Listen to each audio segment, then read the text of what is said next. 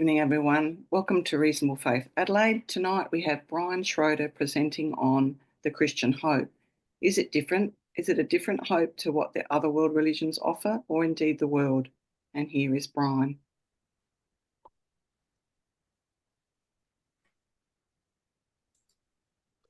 Thanks, Bronwyn. As you mentioned, I'm speaking tonight on the Christian hope. But before we look at what this hope actually is, let's start with what it is not. It is not pie in the sky when you die, as appealing as that one actually looks. Nor, for that matter, is it sitting on a cloud playing a harp forever, or standing on a cloud either, for that matter. According to Buddha, life is pain, life is suffering, and the purpose of life is to escape from life, which sounds easy enough until you consider that Buddhists believe in reincarnation. Pain, suffering, distress, injustice, and a whole lot more is the lot of all mankind. According to the book of Job in the Bible, man is born to trouble as surely as sparks fly upward. We fight for what little happiness we can get. We drown our sorrows and deaden our pain with alcohol. We seek comfort in food or in money. We look to stuff, more stuff, to fill the void and make life worthwhile. We embrace sex and power in the vain belief it will give us what we really want. We become enslaved to addictions and despair as they drag us down. We grow older and fight aging and do our utmost to pretend that we are eternally young because we can't handle the truth. And think, for example, of the beauty industry in that regard, so much because you are worth it. We look to likes on our social media feed to validate who we are. Life is a constant struggle for survival until we eventually fail. Nothing is certain except death and taxes, as they say. But, as the Apostle Paul pointed out in his letter to one particular church, brothers and sisters, we do not want you to be uninformed about those who sleep in death, so that you do not grieve like the rest of mankind who have no hope. And Peter wrote, always be prepared to give an answer to everyone who asks you to give the reason for the hope that you have. And one of the main purposes of this group of Reasonable Faith Adelaide is to do just that. But what is that hope? Thinking about it, what is the point of your life? You were born totally ignorant and helpless and completely dependent on others for everything. Slowly you grew in size, in ability, an ability to control your own body for starters, and in knowledge and understanding.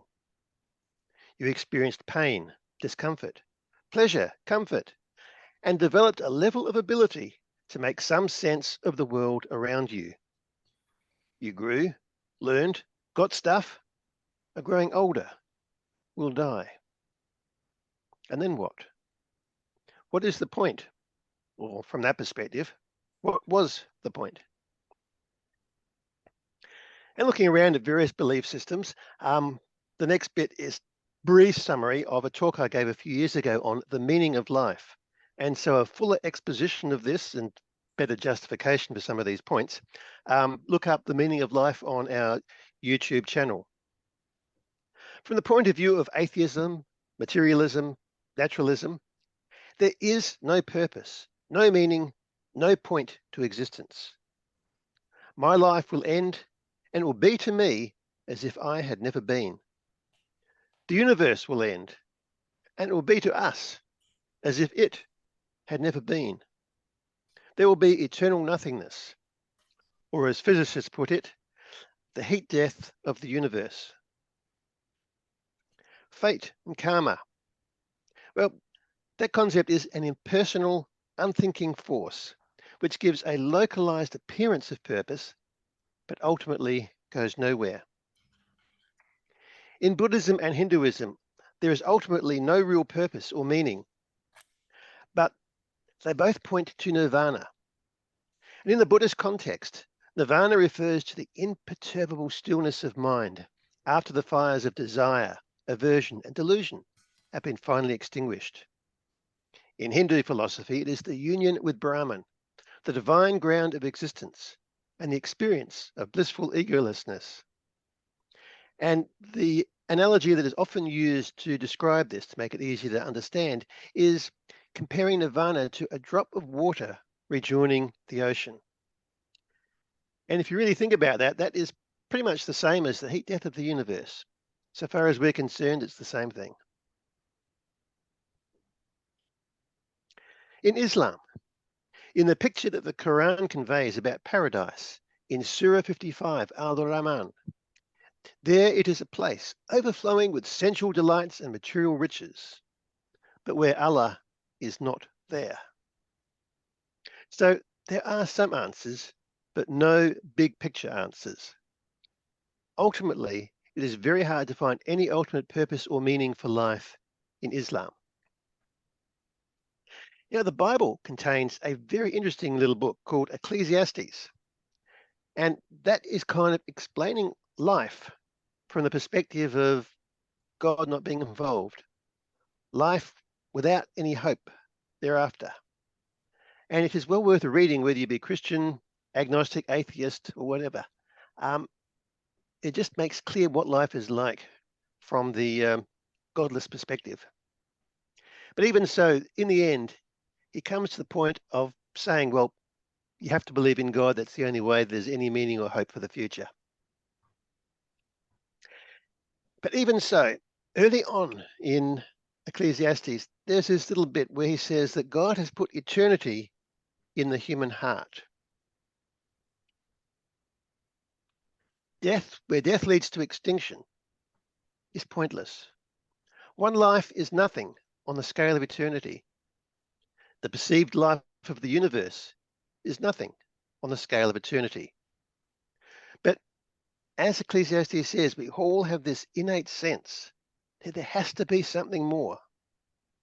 For example, when some particularly famous person dies, there is very often a cartoon in the newspaper depicting this person arriving at the gates of heaven. Or if it has been a particularly evil person, arriving in hell. So there is this concept that whether we believe in God or not, that there is something more, whether we are Christian or otherwise.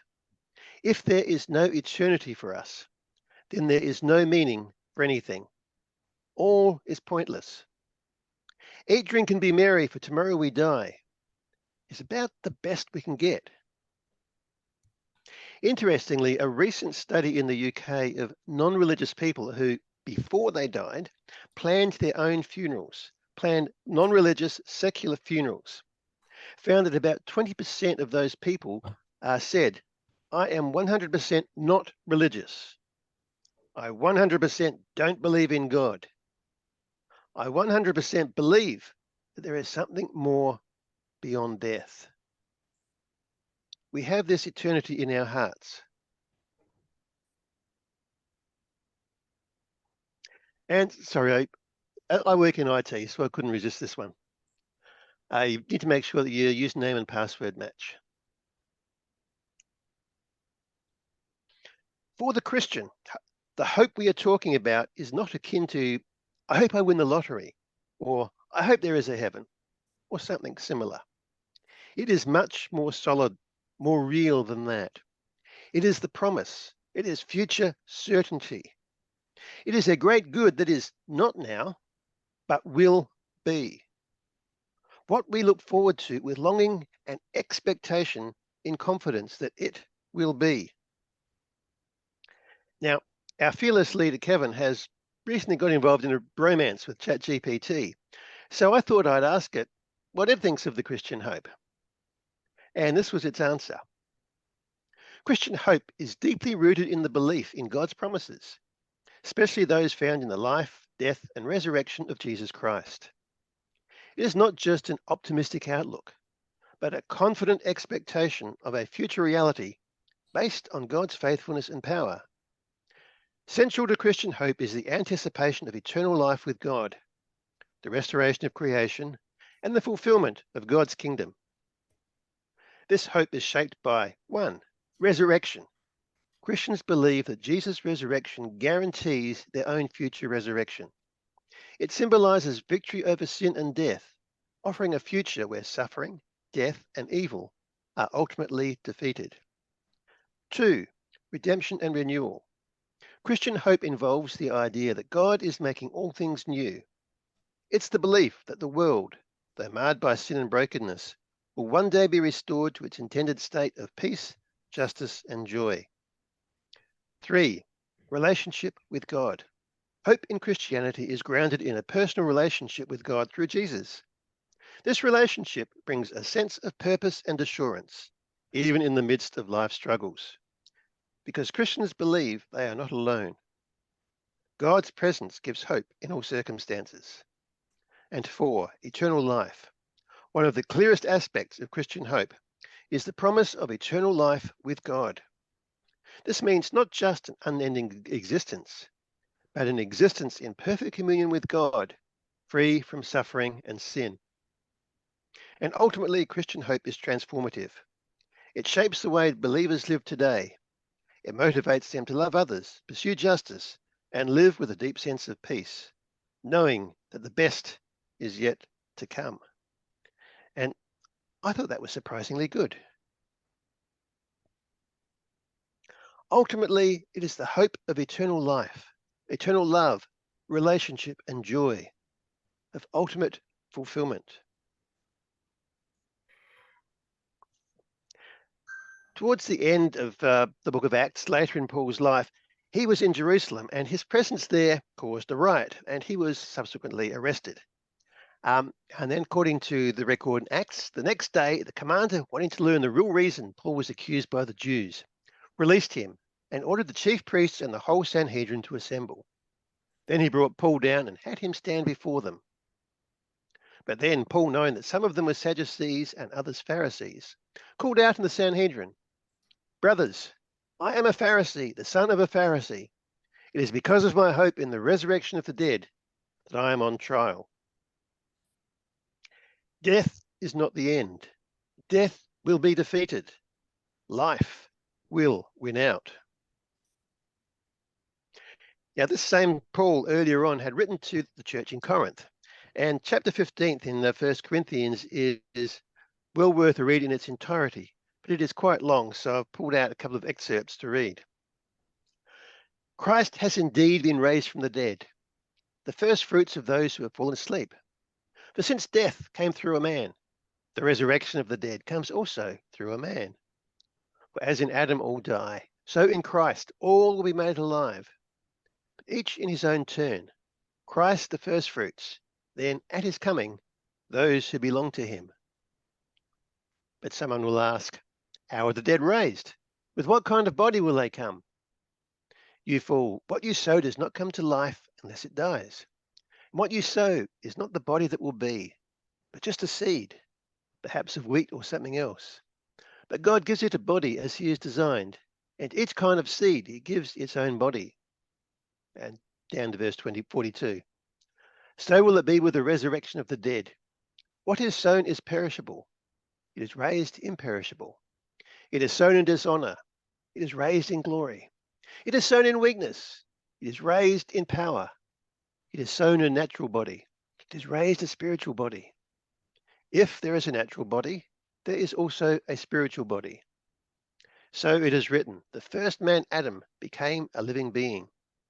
The last Adam, a life-giving spirit. The spiritual, however, was not first, but the natural, and then the spiritual. The first man was of the dust of the earth, the second man from heaven. As was the earthly man, so also are those who are of the earth. And as is the heavenly man, so also are those who are of heaven. And just as we have borne the likeness of the earthly man, so also shall we bear the likeness of the heavenly man. Where, O death, is your victory? Now I declare to you, brothers, that flesh and blood cannot inherit the kingdom of God, nor does the perishable inherit the imperishable. Listen, I tell you a mystery. We will not all sleep, but we will all be changed. In an instant, in the twinkling of an eye, at the last trumpet. For the trumpet will sound, the dead will be raised imperishable, and we will be changed. For the perishable must be clothed with the imperishable, and the mortal with immortality. When the perishable has been clothed with the imperishable, and the mortal with immortality, then the saying that is written will come to pass. Death has been swallowed up in victory. Imagine a world with no war, no crime, no hate, no one taking offense over anything, no suffering, pain, sickness, or death. A world where everyone is a friend, where everyone is trustworthy, where everyone is good. The Bible gives some hints about this in a number of different places. And again, I've just got a couple of excerpts. First one from the Old Testament, the book of Isaiah. Then a shoot will spring up from the stump of Jesse, and a branch from his roots will bear fruit. The Spirit of the Lord will rest on him, the Spirit of wisdom and understanding, the Spirit of counsel and strength, the Spirit of knowledge and fear of the Lord. And he will delight in the fear of the Lord. He will not judge by what his eyes see, and he will not decide by what his ears hear. But with righteousness he will judge the poor, and with equity he will decide for the lowly of the earth. He will strike the earth with the rod of his mouth, and slay the wicked with the breath of his lips. Righteousness will be the belt around his hips, and faithfulness the sash around his waist. The wolf will lie with the lamb, and the leopard will lie down with the goat. The calf and the young lion and the fatling will be together, and the little child will lead them. The cow will graze with the bear. Their young will lie down together, and the lion will eat straw like the ox. The infant will play by the cobra's den, and the toddler will reach into the viper's nest. They will neither harm nor destroy on all my holy mountain, for the earth will be full of the knowledge of the Lord, as the sea is full of water. Or towards the very end of the Bible, in the book of Revelation. Then I saw a new heaven and a new earth, for the first heaven and earth had passed away, and the sea was no more. I saw the holy city, the new Jerusalem, coming down out of heaven from God, prepared as a bride adorned for her husband. And I heard a loud voice from the throne saying, Behold, the dwelling place of God is with man, and he will dwell with them, and they will be his people, and God himself will be with them as their God. He will wipe away every tear from their eyes, and there will be no more death, or mourning, or crying, or pain, for the former things have passed away. And the one seated on the throne said, Behold, I make all things new. Then he said, Write this down, for these words are faithful and true. Now this is not, as mentioned earlier, sitting on a cloud playing a harp forever. That would become hell before too long. All the good things that we have remain and are immeasurably greater. Joy, wonder, fun, excitement, purpose, meaning, beauty, goodness, everything that is good will continue and be immeasurably more. I don't know if you have noticed, but as we get older, our bodies deteriorate more and more. Joints, teeth, skin, organs, brain. Our hope is for new bodies that are not subject to any of that, and so much more. Consider that example that Paul used in Corinthians of a seed becoming a plant. So much more. In this world, we see people who do much evil and seem to get away with it, and others suffer a lot that they don't deserve.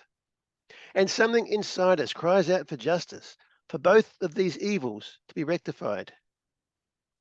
One aspect of our hope is for an ultimate just judgment, where these injustices will be made right. There will be answers to all of our questions and more. All injustice will be undone, all shame erased, all fear forgotten, all evil consumed. But all of this does tend to raise a couple of questions.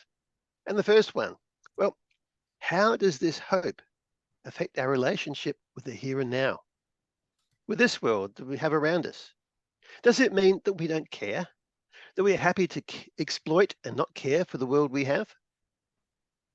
Well, sadly, some Christians do feel that way. The quicker this world destroys itself, the sooner will come the new, which of course does make a lot of sense. But Jesus told a number of parables about how we should live in the here and now. And in summary, he taught that we are stewards of this world and will be judged according to how we live here and how we look after what has been put into our care, be that the world around us or the people around us. Life is not a dress rehearsal, as they say. But summarizing the Bible, life is an audition for something greater. And of course, the other question is about hell. Where does hell fit in? And unfortunately, I'm going to have to pass the buck on this one as well. And refer you to my talk on heaven and hell, also on our Reasonable Faith channel from a few years ago. But briefly, what is heaven? What is hell? Heaven is where God is. It is where God rules, where things are done his way, where things are like him and everything reflects his character and who he is. Hell is where God isn't. It is where not God rules, where things are done contrary to how he would want them, and everything reflects the opposite of God's character, who he isn't. And consider, the God presented to us by the Bible and by Christianity is totally good, is love, is just and righteous, is merciful and gracious, generous and giving, open and true, light and beauty. So then what does that tell us about heaven and about hell? According to C.S. Lewis in his book, The Great Divorce, there are only two kinds of people in the end: those who say to God, "Your will be done," and those to whom God says in the end, "Your will be done." All that are in heaven choose it.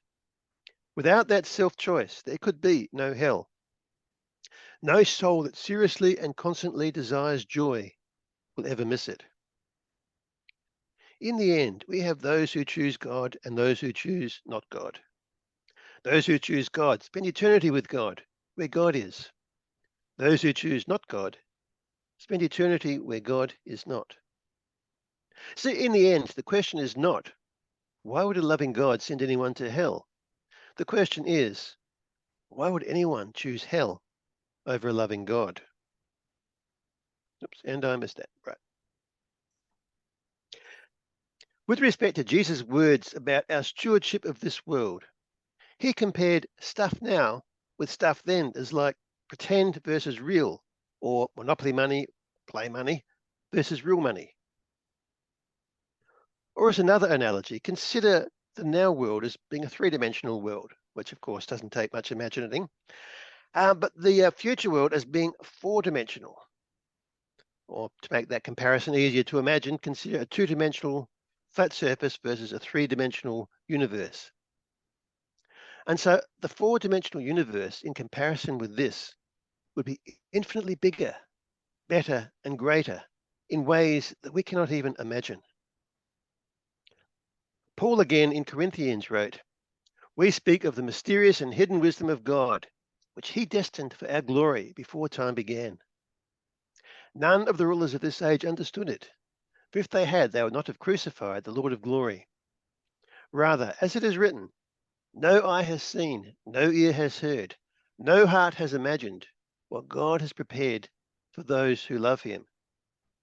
It is beyond our ability to get our minds around.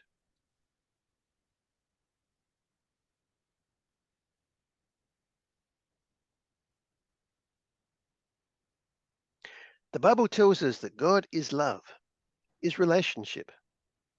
And if God is love and relationship, that implies what he wants.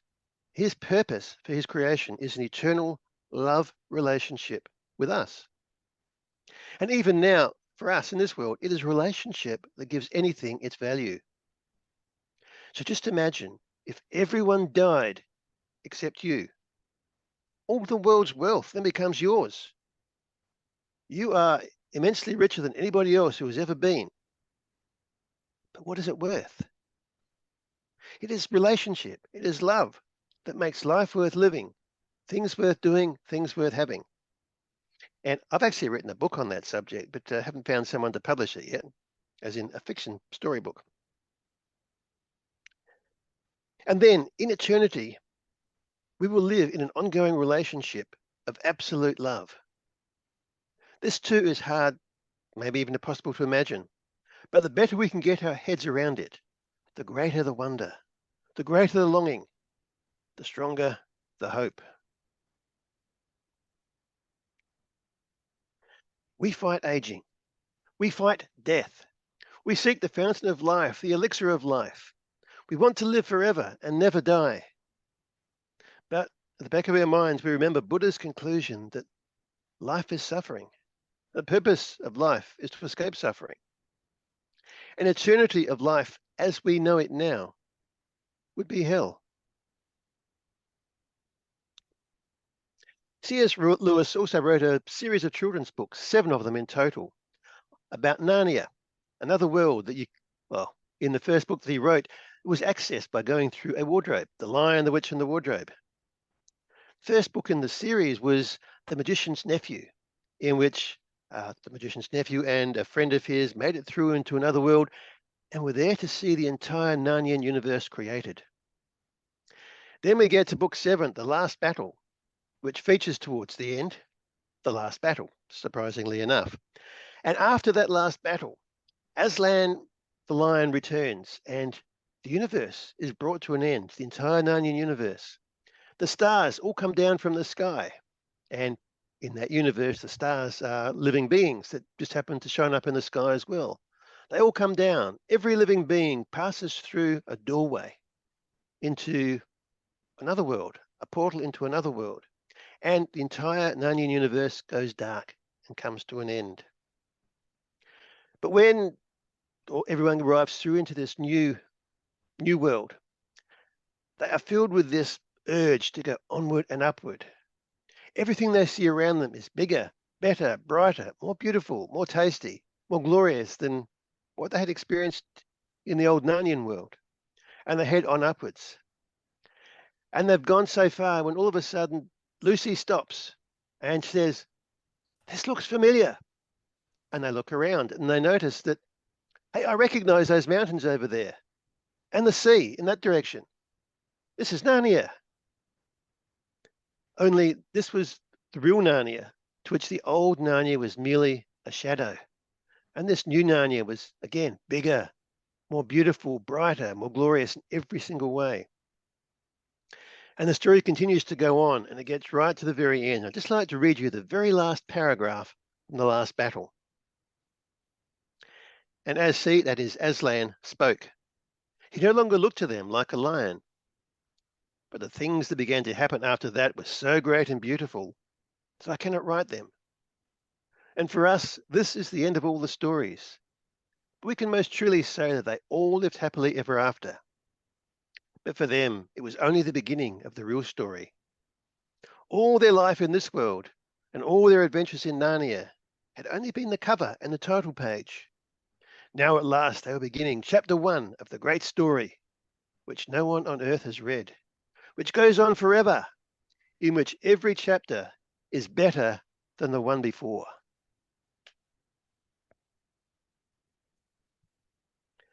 Our hope is for life, an eternity greater and more wonderful than anything possibly imagined now. And its certainty is based on God's love and Jesus' death and resurrection.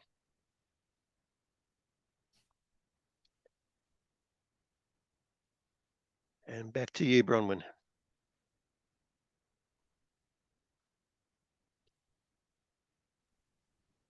Thank you very much there, Brian. That's excellent.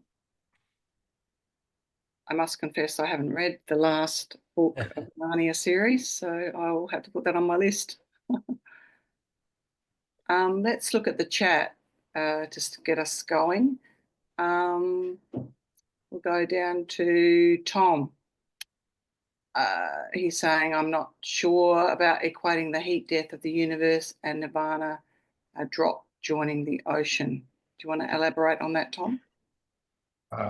No, Brian, like, how do you see that? How do you? I wasn't quite sure those two things were analogous, but Well, no, they're not exactly, they don't exactly line up, but so far as the effect on our experience is concerned, the effect is effectively the same. So if we come to the heat death of the universe, our experience of it, if this is all there is pretty much the same as if we're a drop that returns to the ocean, just dissipates into the ocean.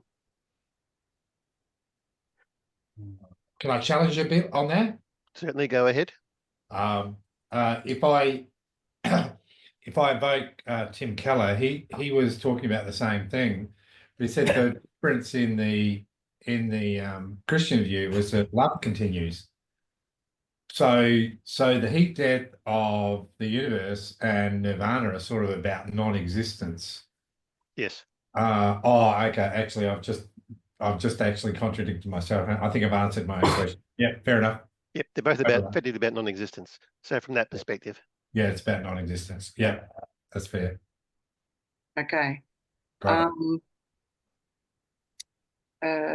Well, what's it. Yeah, I can. So, Brian, you said about at a lot of secular funerals, people do a lot of things and they want this and they want that. They have a yearning. We all have we all have eternity in our hearts, right? Even if we deny it at the same time. So I've seen a lot of that. Obviously, it's like around this age, you're probably okay for a while, Bronwyn. But a lot of us go to funerals these days, right? Yeah. And I've certainly seen a lot of that, but I hadn't realized, like, it seems to me most of the ones that I've gone to have been a denial of the transcendent. Where did you read about the acknowledgement of the transcendent? That's really interesting. That bit about the UK survey, I actually heard that on a podcast. I think it might have been an Unbelievable podcast. Oh, okay. Interesting. Okay. It was reasonably recent, sometime in the last couple of years was that podcast. So I am assuming that the survey they're talking about took place in this decade. Okay. Interesting. Yeah. Well, I've seen both sides of it. At some funerals, you kind of have this sentimental approach about they've gone to a better place and all this sort of thing, without having any basis for it. Yeah. On others, there's been a couple of deaths in the table tennis community that I've been involved with.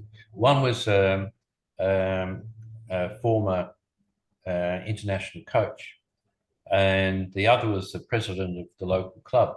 So my impression was that the funerals just recounted all the things they had done, then full stop. Yeah. And then you're left thinking, so what? Yep. And if you really take that perspective seriously, that's what you're left with. No point. Well, consistently. If you just take it consistently. Yeah, that is the point. People are not able to take it consistently in most cases. Yeah. Anyone else on that topic? Okay. Suffering turns out to be pointless as well. No, not pointless. Turns out not to be pointless. I can't remember exactly the point that Brian made. Yeah. But you were talking about, and one of the promises is that of all of our suffering and all of our sorrows and all, like that somehow gets redeemed, so that our suffering turns out not to be pointless. And I pointed out in my last talk that the secular historian Tom Holland points out that there was a really big part in the Roman Empire with the growth of early Christianity, that they could martyr, they could do whatever, because their suffering, their sacrifices were believed to be achieving something. And indeed, 2,000 years later, we could attest to that, right? Another little quote, if I can get this right, from the great divorce. This is what mortals misunderstand. They say of some temporal suffering, nothing could make up for this. But what they don't realize that eternity will work backwards and turn even that suffering into a glory. Yes. Well done, Brian, remembering quotes. Well done. Yeah. Kevin notes, Paul's letters were read aloud in churches. They are pretty demanding. Did the hearers absorb this? Yeah, this is not so much a comment on the content of your talk, but as I was following you with the long passages, it just wasn't Paul's letters, there's other ones as well. And I was thinking to myself, oh, gee, this is pretty hard to absorb. I'm not absorbing it. And like when Paul wrote letters to churches, they're actually read aloud. They didn't all have their own copies in their own homes to read, no. No. And so I was thinking, how in the hell did they cope listening? How much did they absorb? So it's not really on the topic. It's just an interesting thing. Well, it was interesting to me. It might not be interesting to you. But interesting, like your response. Like, how would people absorb Paul's letters when they read aloud in churches? It may have been read out more than once. It may have been read out in church and then later read out a bit at a time and discussed each of the bits as they went through it, all sorts of possibilities. Plus, it has been pointed out that they were an oral society rather than a literate society, which does not mean they were illiterate. It just means that they didn't have books at their fingertips every day, all the time, but they did do a lot of stuff orally. And so they thus learned to remember things a little bit better and take things in a bit better than what they heard than we do today because we don't have to. Yeah. Also, another thought is that a lot of the material he goes through, he would have actually gone through that before while he was actually with the churches. So they would have had some prior background. But I think what you said is quite correct. But it was off the topic. So yeah. Now, you mentioned about the fact that our life's limited, we're decaying, we're heading towards death. And I've got all these things I want to get done. I'm hurrying up to get it done before I die. Should I worry about that or not? It all depends what it is you're trying to do and why you're trying to do it. Again, it comes back a lot to a lot of what Jesus said about the things we do in this world. He said, for example, don't store up for yourself treasures on earth where moth and rust destroy and thieves break in and steal, but store up treasures in heaven where that sort of thing doesn't happen. So is all this stuff you wanting to do just simply for your own aggrandizement? In which case, there's no real point to it. Well, no, that's not necessarily the case. Some of it is, I like to do the Lord's work. And so much of the Lord's work I like to do, like I'm not going to be able to fit it in. Yep. But then there's that side of it as well. Other worldly plans, which is self-aggrandizement or my own pleasure. Again, it comes down to, I suppose, what you're wanting to do because you want to do it, what you want to do because it's of God. But that comes down to deeper questions. I suppose this is not the place to discuss. Okay, Tom just makes a comment about the fact that he hasn't read many of the C.S. Lewis books for a while, but I found them really. Is that what you're talking about, Tom? No, I hadn't read them for years. I read them with the kids and hadn't read them for years, and I found them really, really very moving. I was actually surprised by things that I'd actually read before but was revisiting. So yeah, but the imagination, like, what did you say, Brian? Things like truth, beauty, and what did Ken say? They talk about the three: truth, beauty, and goodness. Transcendence. And that really comes out in Narnia with Lewis's imagination. It's pretty awesome. You think you're reading kids' books? I'd recommend it to everybody. Yeah. In a lot of children's movies they make these days, they have a subtext running through it that's specifically for the adults. The children will miss completely, but the adults who go along will get it. And these books were written for children, but there is stuff that you don't notice as children. You read it as adults, and you pick things up that you didn't notice when you were younger. And these books, adults still read them and enjoy them because there is good stuff for adults in them too. And the Bible's like that too.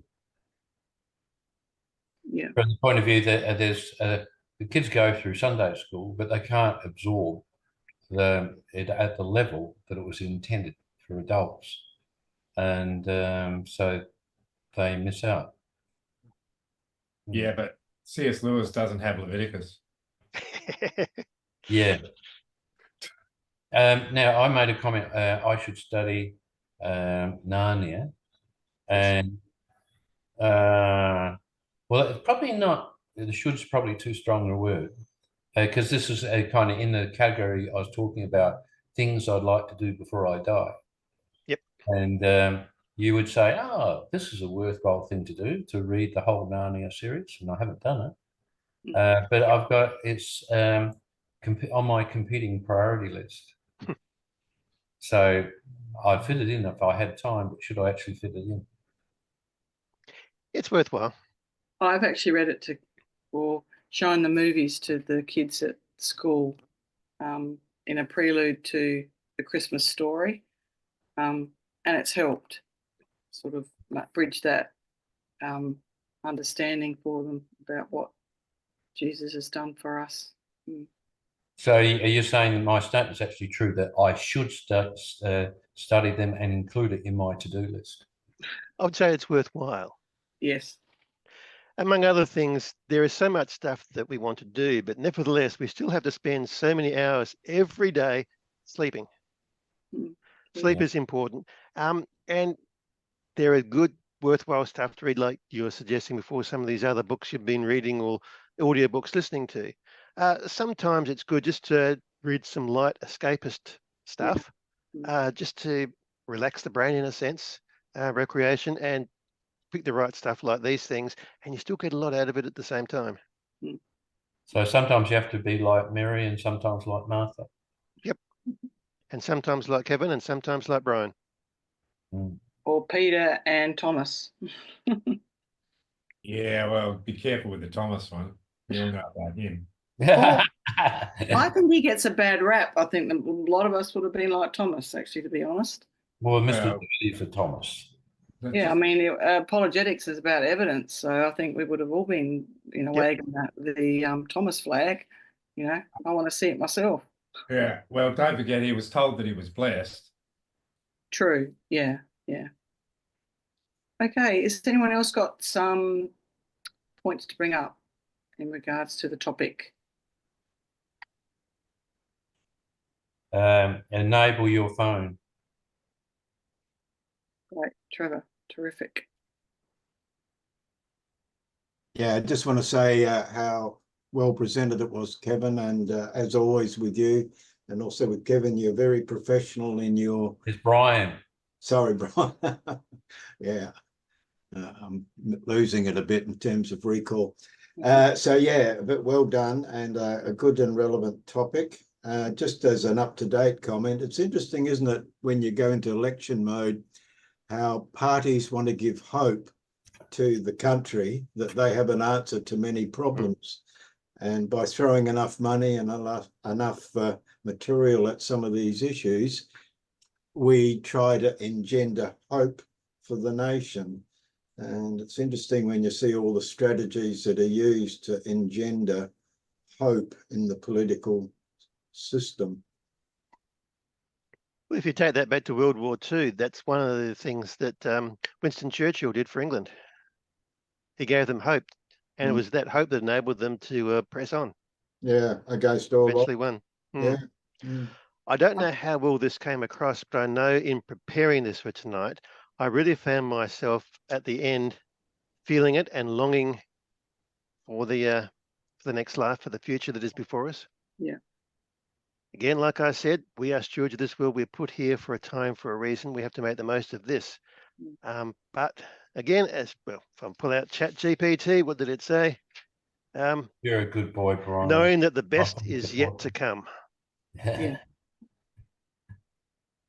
I often say at every birthday, particularly for my older relatives, that they're 1 year closer to Jesus. Yep. Rather than feeling old, it's a good thing to do. It's forgetting what lies behind and straying towards what is the future. Yeah. Yep. I think for me, one thing I perhaps would emphasise a bit too is that the hope we have is founded on what Jesus has done, not what we can do. So I find that very reassuring when I feel inadequate, or that I haven't done all the things on my to-do list, or I've messed up in some way.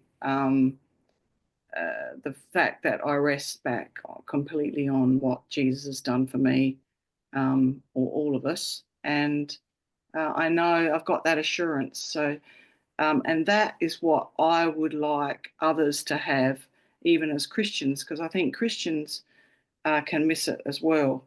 They can really miss that assurance and fall back into trying to earn their way into heaven and do good things or good deeds. And while they are important, they're a reflection of our response to what Jesus has done for us. They're not a requirement. So, like the thief on the cross, he had no opportunity to get down and do good works, but yet he was received into heaven. That, for me, is the greatest hope, that anyone, even on their deathbed, can receive the salvation message that Jesus offers, that no other world religion can give. Praise God for that. It's a hope that's available to everyone. Yeah. One thing that I left out tonight, because I decided I already had too many Bible passages to read, was the last quarter of Romans chapter 8, which really says that. The sort of questioning, well, what hope have we got? On what basis do we believe all of this? And says, well, if God gave up Jesus to die for us, how will he not, along with him, freely give us all things? Yeah. Totally based on what Jesus has done. Yeah. He's described as the author and finisher of our faith. Yes. Yep. Yeah. And there's some other verse that says he's like a trailblazer who leads the way for us to follow. So, but I'm not sure. I can't put my finger on it. Josh, have you got anything to add? No, just nothing in particular really. Enjoyed the talk, but I don't really have any questions per se or anything like that. So I have a question to all of us and as Christians. When we think of our faith and we talk to people, is the hope that we actually have, even the hope that all of our suffering gets somehow redeemed, somehow made good, somehow? I love that quote from Lewis. She said, living a lot, time goes backwards or whatever, Brian. Eternity works backwards. Yeah, like even that agony of glory. So do you reckon in our modern world, we or the church, and I'm including me here, do you reckon that's what people see in us, that hope and that joy? Or do you reckon they see something else? I love the fact that you did this talk tonight, Brian. I actually cleared my schedule so that I could actually come. And thank you very much for it. I just wonder whether it should be a sort of a little bit of a highlight that this is not often who I portray. Like, this is not the thoughts that I portray to my friends and workmates and colleagues, that actually this is what animates me. And yet, shouldn't it be what animates me? Yeah. No. Sorry, let me reframe the question so it's a bit clearer. Do you think we as individuals, we as an apologetic club, and we as members of the church, and the church itself in the West, do you reckon people look at the church and us and think, wow, they're animated by hope? It's the sort of thing that is noticed so much more clearly in trial and difficulty than in ease and comfort. When we are embedded in ease and comfort, we tend to rest in that and don't need the hope so much to keep us going. So they don't notice it so much because we don't think about it so much. That's a good point. I'm assuming that life is getting more difficult based on observation over the course of my life. And it could get to the point where it does become more real to us as life in this world becomes more difficult. That's a good point. And, you know, I just was, as part of the Bible study, doing Deuteronomy, and I got to the point where Moses is recounting what God said, and he's basically saying, you know, you're to follow all these commands and do all these things that I've commanded you to do in the land that I'm giving you that's flowing with milk and honey, so that when you experience all my gifts, you don't forget me. I was thinking, whoa, that's in Deuteronomy. Like, whoa, that could be like 2025. Yep. I think they're two separate questions. The one is, do we display it? And the other is, do other people see it? Fair call. Independent. I think it depends on the time and the conversations you've got, and sometimes they have to be at the right time, I suppose. You can't walk around like a sunbeam all day. It just doesn't work like that. Oh, I didn't mean that. I mean, Yeah. I mean, in terms of, I think Brian's right. I think that, and I'm conscious that Catherine's listening here, but I think in a hurting world, I'm certainly not talking about happy clappy here. No. What I'm talking about is do we actually lead with the hope that we have, or do we lead with a lot of other things that maybe aren't as important? I have heard, and I'm sure all of you have as well, stories of people who have been very sick and often dying in hospital. And some Christian minister or some other such person goes in to visit that person to offer them comfort at that time. But that person is so glowing with the hope that they have within that the person who went in to do the encouraging came out encouraged by that person. Mm. Yes, certainly heard that. Yeah. Hey, I need to go to another meeting, but Brian, thank you very much. That's a great topic. Well done. Really appreciate it. Thank you. Thanks, Tom. Thanks, guys. Take care. All right. See you later. Would that be an appropriate point at which to stop recording? I think so. If anyone's got something else to add. Thank you very much, Brian, for a really good talk tonight. Thank you.